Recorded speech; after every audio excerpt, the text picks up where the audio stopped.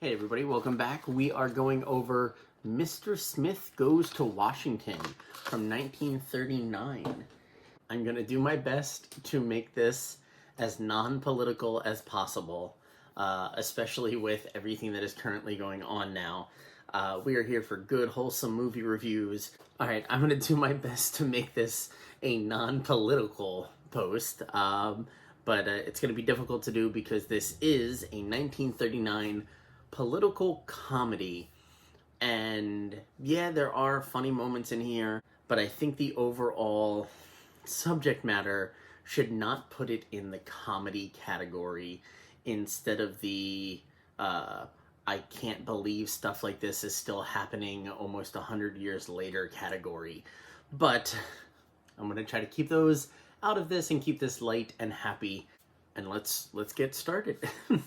Mr. Smith Goes to Washington from 1939, starring James Stewart and Claude Rains, who I almost didn't recognize because I'm used to not seeing him like this.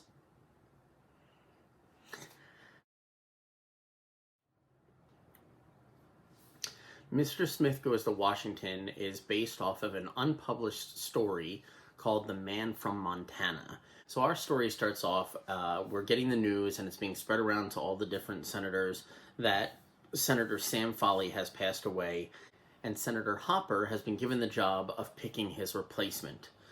His corrupted boss wants him to pick a political puppet that they have in store, pretty much a yes man for their side. But he knows that if he appoints that person, the press and everybody else is going to lose their mind because they understand that that guy is a stooge. So while talking about it at home, his kids bring up the leader of a national boys club by the name of Jefferson Smith, played by James Stewart, and that he has been doing great things for his local government, and that he should be the next person to take it as a junior senator. Hopper's having difficulties deciding which way he should go, so he flips a coin to come up with an answer. He decides to go with Smith and has Smith travel out to Washington to take place as a junior senator in the administration. But Smith is still really new and innocently naive to the big city version of what he's been doing in his local government.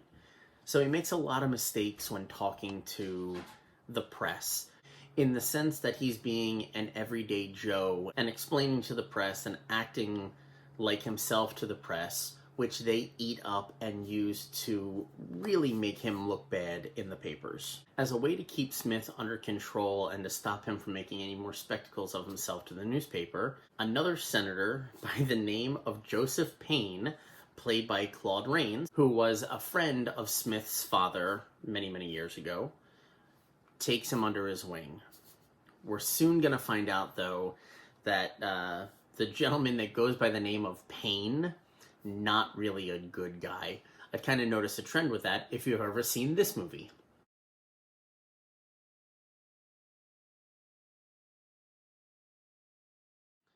We find out that Senator Payne is working on an illegal real estate deal that has to do with building a dam through a couple of states.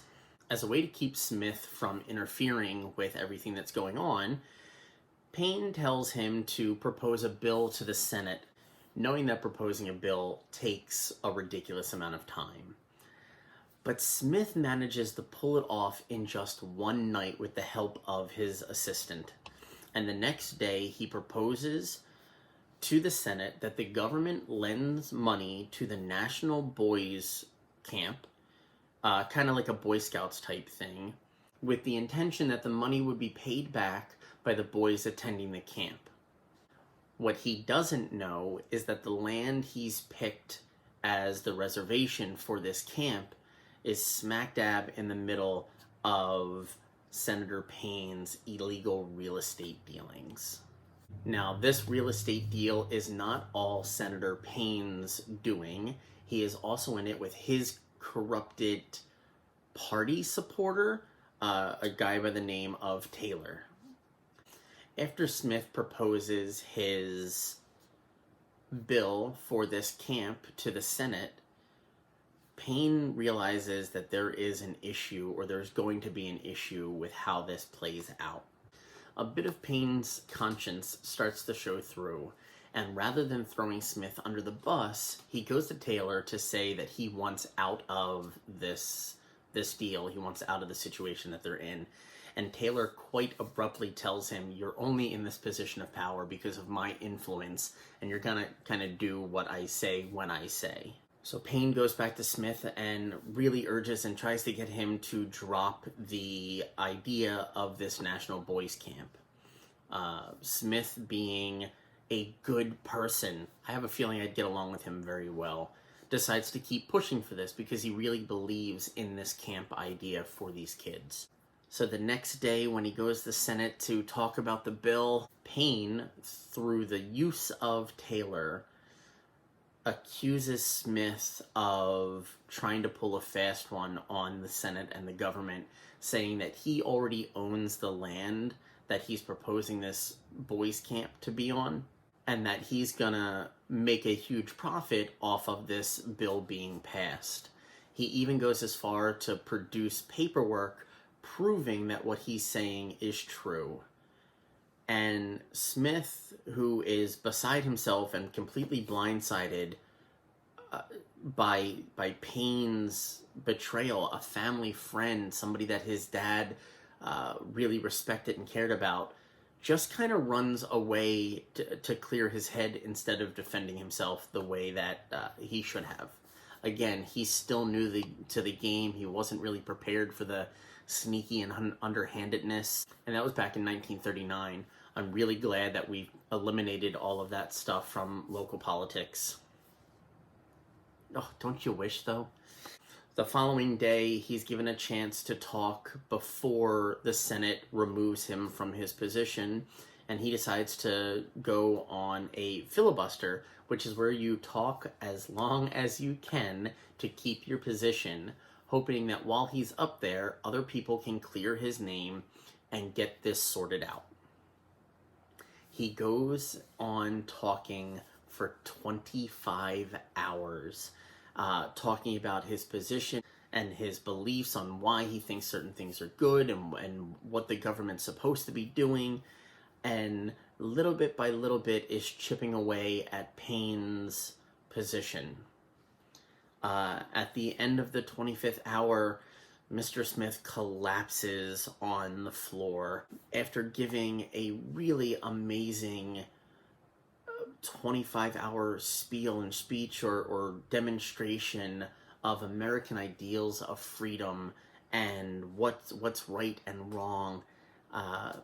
When he collapses, Payne finally breaks. He can't stand for what he's doing anymore, and he confesses that everything that Smith was saying was correct, and that Payne was not worthy of a spot on the Senate because of what he'd been doing with his illegal backdoor deals and stuff like that. And then the movie kind of cuts to black, and it's the end with us knowing or assuming that the truth came out and Smith will be fine when he wakes up from his blackout, and that Payne will kind of spill the beans on everything that was going on, and that it's a happy ending in Washington. This movie is, first off, it was a good movie.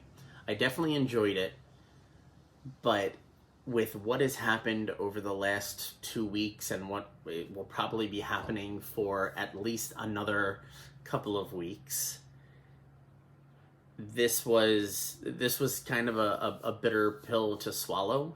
But again, I don't want to make this too political. I don't want to take away from this movie based on things that they had no idea were going to be happening 80 some odd years later. If you're a fan of James Stewart or Claude Rains, definitely want to check out this movie. I'm not normally one for political movies, but I am one for the underdog prevailing films. So maybe for that reason is why I like this one. To see the good guy come out ahead is a great feeling. I hope everybody has liked this. If you've seen this before, let me know what you thought below. If you're going to check this out, I want to hear that too. I want to see where my friends fall on the movie categories that I am enjoying as well. We're almost to my favorite part now. I can't believe I almost forgot. We get to scratch it off. I almost completely forgot about that. Hold on. All right. We got the Capitol building there. I'm curious to see what is behind it. Is that a coin? Is that a ship? I have no idea what I'm looking at right now. Yeah, it looks like it's a 50-cent piece. Not 100% sure why that is the image that they went with, but that's what we got. All right, so that is the scratch off for Mr. Smith Goes to Washington. And I think going in chronological order, we actually jump back over here to 1939's Gone with the Wind. This is actually one that I haven't seen yet, but I've been meaning to, so I'm kind of glad that I waited. So check back next week for Gone for the Wind and find out what I think about that. I apologize if it looks like the camera keeps sliding. I think I just broke the thing that that holds it, so I'm not super thrilled with that, but things happen. I want to thank my Patreon followers whose names are going to be popping up in just a second. It means a lot that you guys have my back, and that you get the behind-the-scene perks, and including now a new movie review on Mondays. I hope you guys are enjoying that. And I want to thank you guys that are subscribed on YouTube. Make sure you hit those like and subscribe buttons and even the little bell for the notifications. There isn't a set time that these get released on the days that they get released, so you might get one at like noon, you might get one at like 6. I try the best I can, I promise.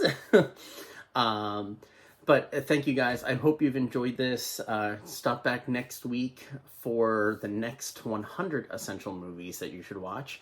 And on Thursday, we're doing the Phantom Carriage from the 100 horror movies pop culture poster.